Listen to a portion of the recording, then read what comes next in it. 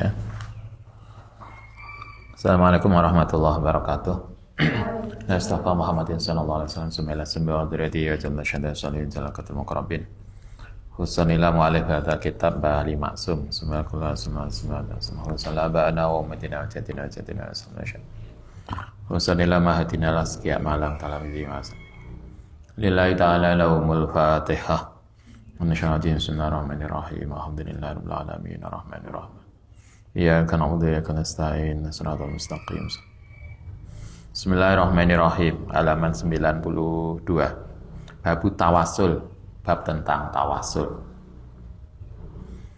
Ilam annat tawasula saat temene tawasul bin Nabi sallallahu alaihi wasallam wa ghairihi lan liyane nabi minal anbiya'i bayane saking para nabi wal auliya'i lan aulia wa ahlis salahi lan orang-orang yang baik iku jaizun boleh tawasul kepada nabi. Bukan hanya nabi, tawasul kepada para nabi, para aulia, tawasul dengan orang yang baik, itu hukumnya boleh. Bal mandubun, bahkan disunahkan, disarankan. Bahwa utai tawasul, itu bermakna doa. Dengan bermakna doa, wat su'ali tegese permohonan minallahi ta'ala. Bijahihim, kelawan keutamaannya mereka ladahi di ngersane Allah Ta'ala wa tawajjuhi lan tawajjuh menghadapkan diri ilahi maring Allah bi hurmatihim kelawan kemuliaan mereka indahu di sisi Allah Subhanahu wa taala. Hukum tawasul dengan orang. Anda masih ingat ada hadis tentang kasus gua di ngaji apa itu dulu Alkar ya, ada tiga orang masuk gua, kemudian pintu gua tertutup oleh batu sehingga dia tidak bisa keluar, maka kemudian masing-masing berdoa dengan tawasul amalnya, tawasul dengan amal. Anda bisa lakukan itu juga, misalnya kalau Anda punya istiqomah ngaji Quran setiap bulan hatam, itu sudah tawasul, artinya itu sudah istiqomah kita, maka kebiasaan maca Quran itu bisa jadi tawasul. Kalau Anda kesulitan, kita bisa, ya Allah, dengan bacaan Quran yang saya lakukan, yang istiqomah, saya mohon sesuatu yang penting untuk kita. Artinya, itu bisa untuk tawasul. Di dalam hadis Nabi, kita diajari orang tawasul dengan amalnya. Anda biasa punya jamaah, apalagi sholat duha atau apapun yang Anda sudah istiqomah, maka itu bisa dijadikan tawasul. Tawasul itu apa bahasanya? Apa tawasul itu? Lantaran. Biasanya kan kita dalam kehidupan juga gitu toh. Ustaz, saya temannya ini. Untuk lebih mengenalkan diri.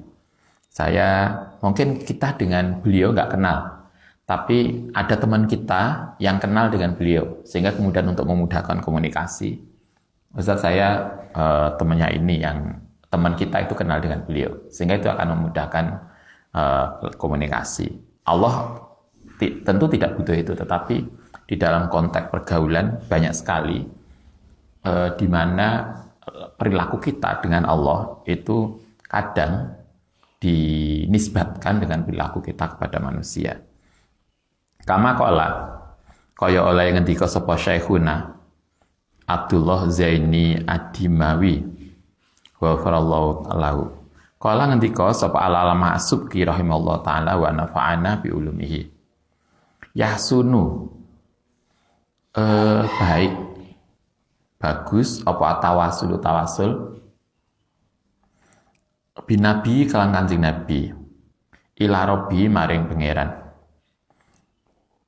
Yang paling bagus tawasulnya adalah dengan Kanjeng Nabi. Wajawazu dzalika wajawazulan boleh apa dzalika tawasul wa husnuhu minal umuri saking segala sesuatu al-maklumati yang diketahui likuli dinin kepada segala sesuatu yang mempunyai agama al-ma'rufi yang baik, al-ma'rufi yang diketahui min fi'lil anbiya'i saking perilaku para nabi wal mursalin wasiyari salafi lan perilaku orang-orang salaf as-solihin wal ulama'i lan para ulama wal awami lan orang awam boleh juga minal muslimina saking orang Islam. Tawasul boleh. Kalau ada yang satu lagi Ustaz lupa. Tawasul yang insya Allah sangat mustajabah. Tawasul dengan kedua orang tua kita. Ya Allah, dengan barokai ayah dan ibu kita, saya mohon ini. Itu bisa. Anda tak pernah toh? Lupa kadang kita doa, lupa bahwa kita punya orang tua yang doanya mustajabah. Anda bisa tawasul dengan orang tua. Orang tua sebagai sarana untuk tawasul kita. Orang tua sebagai sarana untuk memudahkan doa kita. Kalau Anda punya kesulitan, kirim Fatihah ke Kanjeng Nabi dan seterusnya. Kemudian kirim Fatihah ke orang tua. Kemudian mohon pada Allah dengan berkah orang tua kita. Semoga kemudian kita diberikan kemudahan apa yang kita inginkan. Itu bisa. Walam yungkirhu, dan tidak ada yang mengingkari hu ing bolehnya tawasul sapa ahadun. Wala yungkirhu lan tidak ada yang mengingkari hu ing tawasul sapa ahadun minas salafi saking ulama salaf wal kholafi lan ulama kholaf. Min alil adiyani saking orang yang ahli agama. Kata Mbah Ali Maksum, tidak ada seorang pun yang menolak tawasul, baik dari ulama salaf maupun ulama kholaf. Wala sami'ah, dan tidak mendengar bi kelawan menolak tawasul fi zamanin ing dalam zaman minal azmani saking beberapa zaman ila Ibnu Taimiyah, kecuali Ibnu Taimiyah. Kata Mbah Ali Maksum, satu-satunya ulama yang menolak tawasul adalah Ibnu Taimiyah. Dan Ibnu Taimiyah inilah yang kemudian dipakai oleh kelompok Wahabi di Saudi. Karena itulah kemudian salah satu fatwa Wahabi Saudi, tawasul itu bid'ah. Pendapatnya didasarkan pada fatwanya Ibnu Taimiyah. Kata Mbah Ali Maksum, satu-satunya ulama yang kemudian menolak tawasul adalah Ibnu Taimiyah. Fa'inahu, monggo sak temene Ibnu Taimiyah.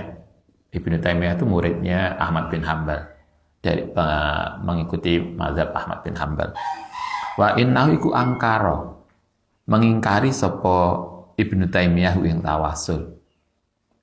Wa ingkaruhu, lan mengingkari hu ing tawasul ing Ibnu Taimiyah li tawasuli maring tawasul apa qaulun ucapan lam yakulhu yang tidak pernah mengucapkan hu ing qaul sapa alimun orang alim qablahu. Sebelum Ibnu Taimiyah tidak didapatkan ada orang yang menolak tawasul. Orang yang paling awal adalah Ibnu Taimiyah, yang kemudian itu diikuti oleh beberapa kelompok yang sampai hari ini biasanya dari kelompok Wahabi. Wahabi itu kelompok yang menisbatkan diri pada Abdul Wahab, pendiri fatwa Saudi. Waqat alafa, lan teman-teman telah menyusun sapa kasirun sebagian besar minal ajila'il ulama'i ahli sunnah wal jamaah, saking para pembesar ulama ahli sunnah wal jamaah, fi jawazi dzalika, ing bolehnya tawasul. Dalam tradisi mazhab ahli sunnah wal jamaah, tawasul itu boleh. Kutuban, sudah banyak kitab yang ditulis, kutuban yang beberapa kitab mustakilatan yang sangat banyak. Wa bahsatu, lan podo menjelaskan sapa ulama ahli sunnah fiha ing dalam kutuban tadi adilatan ing banyak dalil. Wa nahnu tai kita ma'asira ahli sunnah, masyarakat ahli sunnah iku la tak takidu, tidak berkeyakinan taksiron ing pengaruh wala kholqon lan ing kejadian wala ijadan lan ing sesuatu yang wujud wala idaman lan sesuatu yang tidak ada wala naf'an dan tidak memberikan manfaat wala doron dan tidak memberikan mudarat illa lillah kecuali Allah Subhanahu wa taala. Kami, kata Mbak Ali Maksud, dalam tradisi ahli sunnah, ketika kita tawasul bukan berarti kita nyembah sesuatu yang ditawasuli. Kalau kita tawasul ke kanjeng Nabi, maka bukan berarti kita menyembah Nabi. Kita tidak akan menyembah Tuhan. Ya, yang kita sembah hanya Allah Subhanahu wa taala. Dan tawasul tidak berarti menyembah kanjeng Nabi. Kita dalam ahli sunnah kita diajarkan bahwa tidak ada yang sesuatu yang memberikan pengaruh kecuali Allah Subhanahu wa taala. Kita tawasul karena Nabi pernah menyampaikan itu. Kita tawasul karena Nabi mengajarkan itu. Kita tawasul karena itu sebagai ta'ziman wa tabarukan. Karena ta'zim dan tabarukan. Ila lillahi kecuali Allah taala wahdahu halih sijine Allah la syarika yang tidak ada persekutuan lahu maring Allah taala wala na'taqidu dan kita tidak berkeyakinan taksiron yang memberikan pengaruh wala naf'an dan tidak memberikan manfaat wala doron lan tidak memberikan bahaya lin Nabi sallallahu alaihi wasallam. Kita tidak berkeyakinan bahwa Nabi itu kemudian memberikan pengaruh yang sama seperti dalam Allah Subhanahu wa taala. Wala li ghairihi juga tidak kepada yang lainnya. Minal ahya'i saking orang yang masih hidup wala amwati lan orang yang sudah mati. Wala farqo dan tidak ada perbedaan baina tawasuli ing dalam antarane tawasul bin Nabi alaihi salatu wassalam wa ghairihi lan liyane Nabi minal ambiyai bayane saking para nabi wal mursalin dan para rasul sallallahu alaihi wasallam ajmain. Bakadzalah begitu juga tawasul bil auliyai kelawan para aulia wassolihin. Wala farqa ketika kita tawasul kepada nabi, tawasul kepada yang lain, kita tidak berkeyakinan bahwa kita menyembah dia. Sama dengan kalau kita ziarah ke mana? Wali Songo ya. Wali Songo, kemudian kita berdoa tawasul dengan Sunan Ampel misalnya. Bukan berarti kita mohon ke Sunan Ampel, mohonnya kepada Allah Ta'ala. Kita tawasul sebagai tabarukan. Karena itu Anda masih ingat ngaji manakib. Kayak kita lama gak mau coba manakib ya. Di manakib itu kan Syekh Abdul Qadir Jalani pernah mengatakan dan itu tercatat di dalam manakib. Sehingga saya kalimatnya begini. Faida apa itu kalimatnya? Kalau engkau meminta kepada Allah, fas'alubi, maka mintalah engkau dengan tawasul kepadaku. Jadi kita tawasul kepada Syekh Abdul Qadir Jalani sebagai jembatan untuk berdoa kepada Allah Subhanahu wa taala. Itu sama wala farqa dan tidak ada perbedaan baina kaunihim antara onone mereka ahyanan ketika beliau masih hidup. Tawasul itu bisa ketika para nabi, para wali itu masih hidup, wa amwatan, dan setelah mereka mati. Li'annahum karena sedunia mereka iku la yahlukuna tidak menciptakan syai'an yang sesuatu walaisa lan ora ana lahum kedue mereka apa taksirun pengaruh fi syai'in yang dalam sesuatu wa innama yutabarraku. Ini karena tawasul itu adalah innama yutabarraku, yaitu mengambil tabarruk, keberkahan bihim kan mereka likaunihim. Kenapa kita mengambil keberkahan pada mereka? Likaunihim, karena mereka itu ahibbaullah ta'ala, para kekasih Allah. Kita tabarukan ke para wali karena mereka adalah orang yang dekat kepada Allah. Kita tabarukan kepada orang tua Sehingga yang tadi Ustaz sampaikan, kita boleh dan bisa tabarukan, tawasul kepada orang tua. Ya Allah, dengan tabarukan kepada ibu dan ayahku, kemudian kita minta pada Allah, maka itu boleh. Kenapa kita tabarukan pada orang tua? Karena orang tua adalah orang yang dekat pada Allah Subhanahu wa taala. Apapun mungkin orang tua kita ibadahnya pas-pasan, tapi yang pasti terkait dengan kita sebagai anak, kita tidak akan bisa dekat pada Allah kalau kita tidak baik pada orang tua. Gitu kan? Karena itulah di dalam banyak Al-Quran disampaikan dalam banyak ayat di mana taat kepada Allah itu dikaitkan dengan taat kepada orang tua. Dan murka Allah dikaitkan dengan murka orang tua. Artinya ini relasi anak dan orang tua tapi konteksnya ya, bukan relasi dengan yang lain.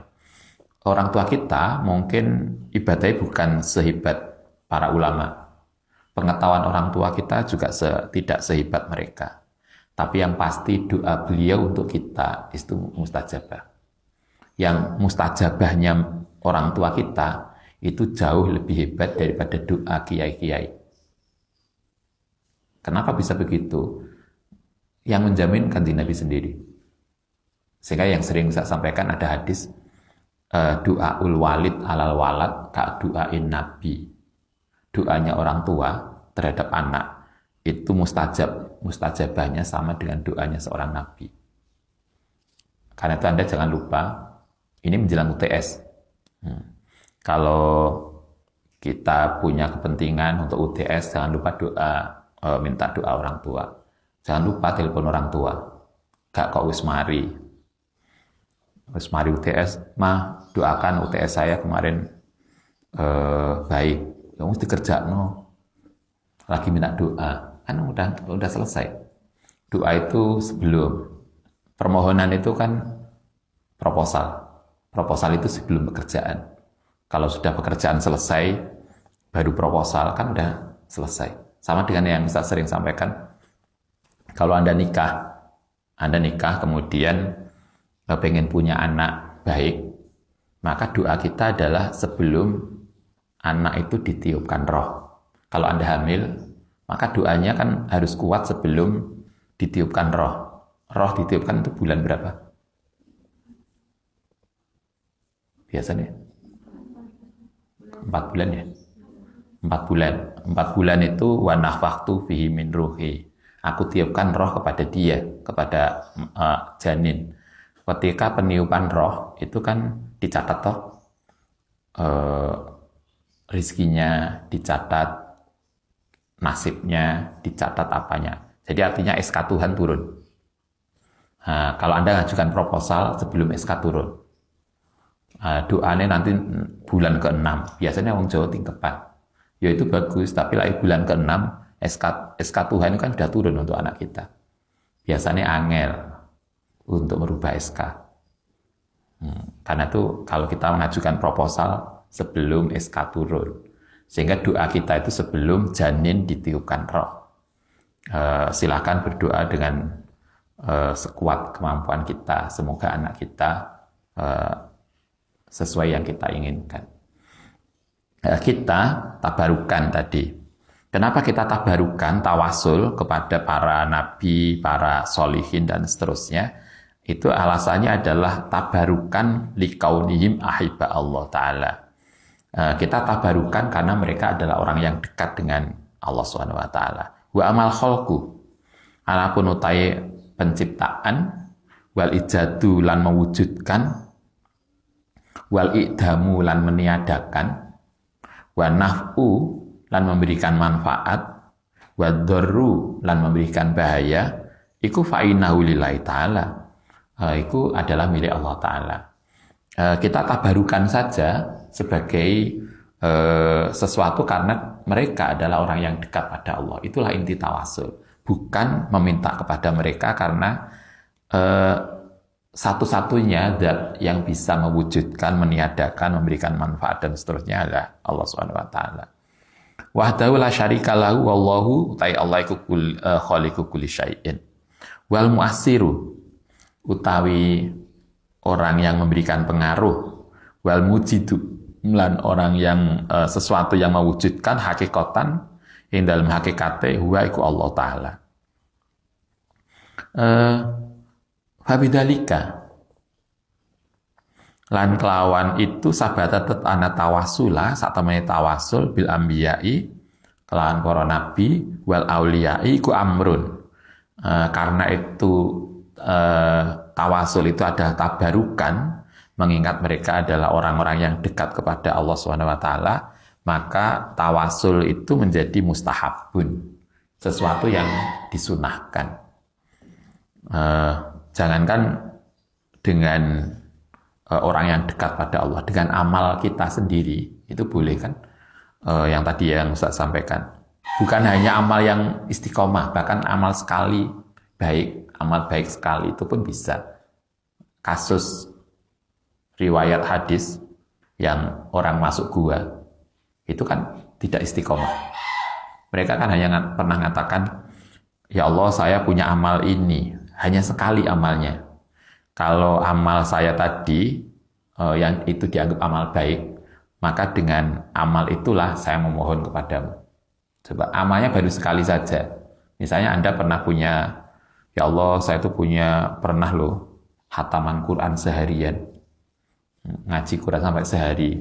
Maka semoga dengan amal saya itu saya dilancarkan proses skripsi, saya dilancarkan proses ujian akhir. Nah, itu bisa sebagai tawasul. Tuh. Yang dicontohkan Nabi, yang diceritakan oleh Nabi itu adalah tawasul dengan amal. Itu yang Nabi pernah cerita. Umar bin Khattab itu pernah tawasul pada kanjeng Nabi ketika beliau minta hujan. Kemarin kita ngaji akar sudah kita sampaikan itu. Karena itulah di sini kemudian tawasul itu menjadi amrun mustahabun, sesuatu yang disarankan, disunahkan, la sabila, yang tidak ada jalan, liingkarihi, untuk menolak tawasul, li'anal mat'uwa, krono orang yang dimintai doa, wal mas'ula yang dimintakan, yang dimintai, yang diundang dan yang diminta huwa iku Allah Ta'ala. Karena kita tawasul tidak meminta pada selain Allah, tapi sebagai tabarukan saja. Karena itu tidak ada salahnya. Wala fi'la, dan tidak ada perilaku, wala tasarrufa, lan tidak ada sesuatu yang mendistribusikan lid mutawasili, maring orang yang ditawasuli bihiklan ma. Wa innama huwa aing pestine tawasul iku istiqtafun, atof menghubungkan, wa du'aun lan doa minallahi ta'ala, wa juhun dan menghadapkan hati ilahi maring Allah ta'ala, bimanzilatin kelawan manzilah kedudukan, wa barokati dzalikal abdi lan barokai seorang hamba, al muqarrabi yang takarub, yang dekat, alladzi huwa kang utai abdun tadi iku min ahbabihi, saking kekasih Allah Ta'ala, wa auliyaihi lan tegese kekasih Allah Ta'ala. Sekali lagi Mbah Ali Maksum mengajari kita tawasul itu hanyalah menyambung dan tabarukan, bukan meminta. Kayak contohnya tadi, tawasul itu kayak yang tadi, misalnya kita dengan seorang dosen senior nggak kenal, padahal Anda punya kepentingan dengan beliau. Maka cara paling mudah untuk kita menjadi akrab, membuka pembicaraan, kita kemudian kenal dengan siapa. Ustadz, saya temannya siapa yang kemudian orang itu dekat dengan beliau. Itu kan membuka pembicaraan. Sehingga dengan demikian beliau langsung care dengan kita. Karena beliau tahu kita teman beliau, teman dari teman beliau. Tawasul itu kayak begitu. Ya Allah dengan barokah Sunan Ampel, barokah beliau, bukan meminta Sunan Ampelnya. Kenapa begitu? Karena Sunan Ampel dekat dengan Tuhan. Itu yang makna tawasul. Walaisa lan orang nopo tawasul apa dalika iku min ibadati ghairillahi ta'ala. Tawasul itu bukan ibadah kepada selain Allah fi syai'in dalam sesuatu. Suma ilang mongko ketahuilah ana tawasula saat temani tawasul bin nabi kelan kanjeng Nabi ku jaizun. Tawasul kepada Nabi sekarang selesai pendahuluan tentang tawasul. Makna tawasul itu adalah tabarukan, tidak meminta. Nah, sekarang tawasul kepada kanjeng Nabi. Ana tawasula saat temani tawasul bin nabi ikut jaizun boleh. Tawasul khusus kepada kanjeng Nabi boleh fikuli halin ing dalam setiap keadaan. Qabla khalqihi, bahkan sebelum Nabi diciptakan. Tawasul kepada Nabi sebelum Nabi itu lahir, itu boleh. Sebelum kelahiran beliau bahkan. Wa ba'da khalqihi, lan setelah kelahiran beliau. Sebelum kelahiran Nabi itu pernah tawasul. Yang melakukan siapa? Nabi Adam. Nabi Adam itu pernah ketika beliau turun dikasih punishment karena kesalahan di melanggar aturan, kemudian beliau diturunkan ke bumi. Salah satu yang kemudian dipakai oleh Nabi Adam untuk memohon ampun pada Allah, kemudian Allah berkenan mengampuni adalah tawasul kepada kanjeng Nabi. Ketika itu Nabi Muhammad belum lahir, tapi Nabi Adam menggunakan itu sebagai tawasul. Ceritanya nanti di belakang. Itu sebelum Nabi lahir. Wa ba'da khalqihi, lan setelah lahirin Nabi. Fi muddati hayatihi, yang dalam masa hidupnya Nabi di dunia. Tawasul ketika beliau sudah lahir, ketika beliau hidup.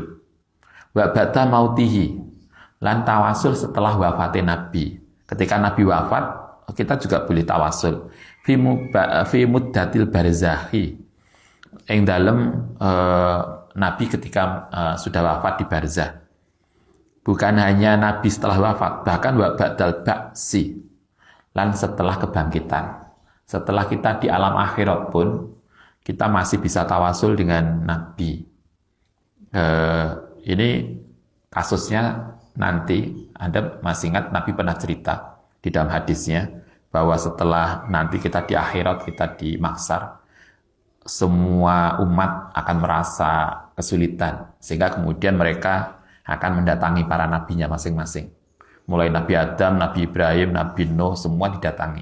Tapi tidak ada semua yang sanggup membantu. Kemudian hanya kanjeng Nabi yang kemudian akan menyelesaikan persoalan. Sehingga kemudian mereka tawasul pada Nabi.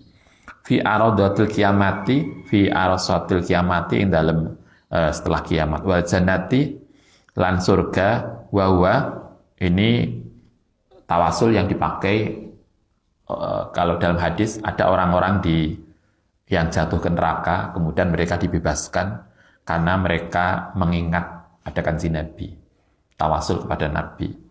Wal jannati, lan surga, wa haliutai tawasul pada Nabi ku ala salah sati anwa'in, yang atasnya 3 macam. Nah, kita lanjutkan besok. Al-Fatihah.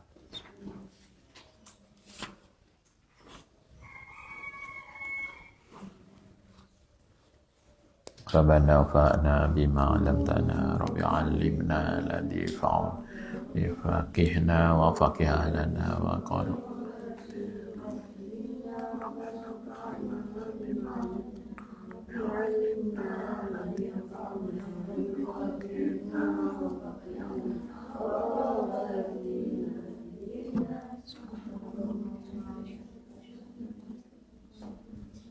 Assalamualaikum warahmatullahi wabarakatuh.